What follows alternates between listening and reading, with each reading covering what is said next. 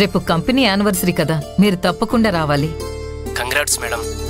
ఈ విషయస్ అన్నీ మీరు నేరుగా చెప్పాలి. ఇలా ఫోన్లో చెప్పేసి అర్జెంట్ పని పడిందని తప్పించుకోవడానికి వీల్లేదు. See you tomorrow. Bye. Kadambari, ఇవాళ నాకు కొత్తగా కనిపిస్తున్నావు. మేబీ ఈ శారీ కట్టుకోవడం వల్ల అయి ఉంటుంది. అది కాదు కాదంబరి, నువ్వు కట్టే ప్రతి చీర బాగుంటుందని, నీ సెలక్షన్ సూపర్ అని నేను చాలాసార్లు చెప్పాను కూడా. నేను థ్యాంక్స్ చెప్తే బాగుండదేమో. నువ్వు కాదు కానీ నేనే నీకు థ్యాంక్స్ చెప్పాలి. అందుకే వచ్చాను. ఎందుకు? నీలవేణంటే మా అందరికీ అభిమానం, గౌరవం. నువ్వు మాత్రం పట్టించుకునేదానివే కాదు. తన పుట్టుపూర్వర్తరాలను, స్థాయిని, ఉనికిని ప్రశ్నిస్తూ ఎప్పుడూ హేళన చేస్తూ ఉండేదానివి. అది కరెక్ట్ కాదని నేను చెప్పినప్పుడల్లా నీకు ఇబ్బందిగా అనిపించేది. కాని ఈరోజు నువ్వు తనకు బంగారు గాజులు గిఫ్ట్గా ఇవ్వడంతో నీలో కూడా మార్పు మొదలైందని నాకర్థమయ్యింది. నా సంతోషానికి కారణమయ్యింది. తను మనం నష్టపోకుండా కాపాడింది. 25 కోట్లతో పోలిస్తే 3-4 లక్షలు ఎంతండి? అందుకే ఏ మాత్రం ఆలోచించకుండా ఇచ్చేశాను. ఈ మాత్రం ఆలోచిస్తే చాలు కాదంబరి. నీలవేణి లాంటి మంచి అమ్మాయి మన ఇంట్లో మన మధ్య ఉందని సంతోషంగా ఫీల్ అవుతాం. ఇదే స్ఫూర్తితో 25th యానివర్సరీ సందర్భంగా మంచి నిర్ణయం తీసుకుంటే బాగుంటుంది. ఇందులో నేను తీసుకోవడానికేముంది? నీలవేణి సలహా కూడా ఇచ్చింది కదా, ఎంప్లాయీస్ అందరికీ 10% జీతం పెంచమని. పైగా దానివల్ల బెనిఫిట్స్ కూడా ఎక్స్ప్లెయిన్ చేసింది. మీరంతా మెచ్చుకున్నారంటే తన ప్రపోజల్ని యాక్సెప్ట్ చేసినట్టే కదండి. దాని గురించి నేను చెప్పడం లేదు. నీలవేణిది మంచి ఆలోచనే. కానీ నీ నోటి నుండి కూడా ఒక మంచి మాట చెప్తే బాగుంటుందని అనిపించింది. దేని గురించి? ఈ ఇంటి గురించి, మన బిడ్డల భవిష్యత్తు గురించి. అర్థం కాలేదు. అదే కాదంబరి, నీలవేణిని నువ్వు అర్థం చేసుకున్నందుకు అందరికీ అర్థమయ్యేలా నీలవేణిని ఈ ఇంటి కోడలిగా ఒప్పుకుంటున్నానని చెప్పు. కంపెనీ పెట్టి 25 ఏళ్ల వార్షికోత్సవం సందర్భంగా మీరు తీసుకునే నిర్ణయం మంచిదని అందరూ ఆశీర్వదిస్తారు. చూడండి, తను చేసిన పనికి మెచ్చుకుని బంగారం ఇచ్చాను కదా అని అదే మన ఇంటి బంగారం అని చెప్పలేను. అదేంటి కాదంబరి అలా అంటావు? సైనింగ్ అథారిటీ ఉన్న బోర్డు మెంబర్కి నేను బంగారు గాజులు ఇవ్వలేదు. ఇంట్లో అన్ని పనులు చేసే పని మనిషి మనం నష్టపోకుండా చేసినందుకు ఇచ్చాను. అంటే నువ్వింకా తనని పని మనిషిగానే చూస్తున్నావా? మరింకెలా చూడమంటారు? మన ఇంటి కోడలని భగవంతుడు కూడా రాసిపెట్టలేదు. మీరు ఊహించుకుంటున్నారంతే. మీరే అంటారు కదా నా సెలక్షన్ బాగుంటుందని. నేను కోడలుగా సెలెక్ట్ చేస్తే తను ఆ స్థానంలో ఎప్పటికీ ఉండలేదు.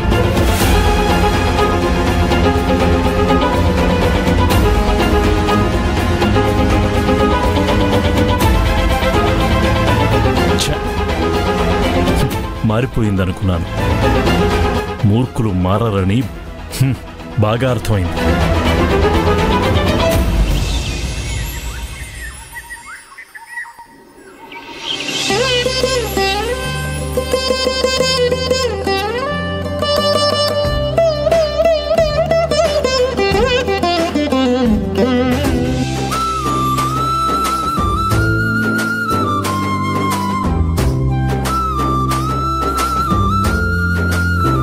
ఎంతైనా నీలవేణి గొప్పదయ్యా.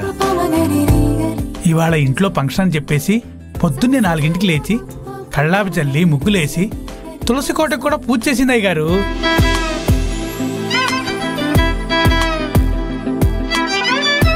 ఇలాంటి లక్ష్మీదేవిని కోడలుగా కాదన్న కాదంబరిని ఏమనాలో తెలియట్లేదు కుకుటేష్.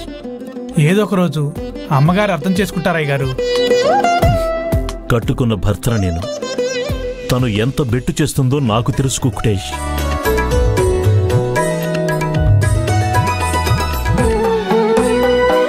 నెలలు సంవత్సరాలు గడిచే కొద్దీ ఈ ఇంట్లో చిన్ని కృష్ణుడు పాదాలు అచ్చులు పడాలన్న కోరిక ఆలస్యం అవుతుంది కదా.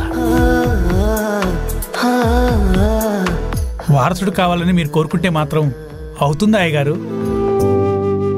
దానికి భగవంతుడి అనుగ్రహం ఉండాలి.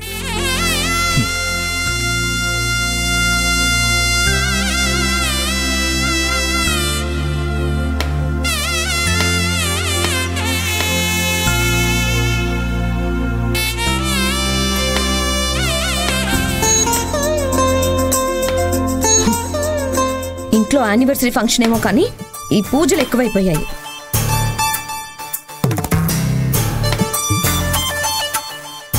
అలా అనక కాంచన, నీలవేణికి సపోర్ట్ చేసే మావయ్య గారు కూడా ఇక్కడే ఉన్నారు.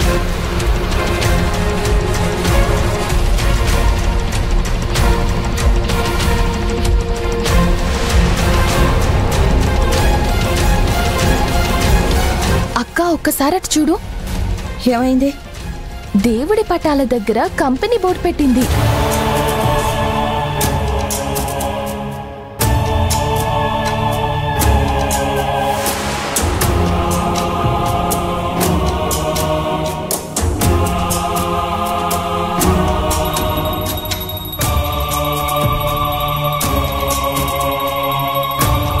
హారతి కూడా ఇస్తుంది చూసారా? నాన్న మీరేమనరా? తన పిచ్చి పరాకాష్ఠకెళ్తుంది. ఏమైందమ్మా? దేవుడి పటాల దగ్గర కంపెనీ బోర్డు పెట్టి హారతిస్తుంది. ముందు హారతి కళ్ళకద్దుకోండి.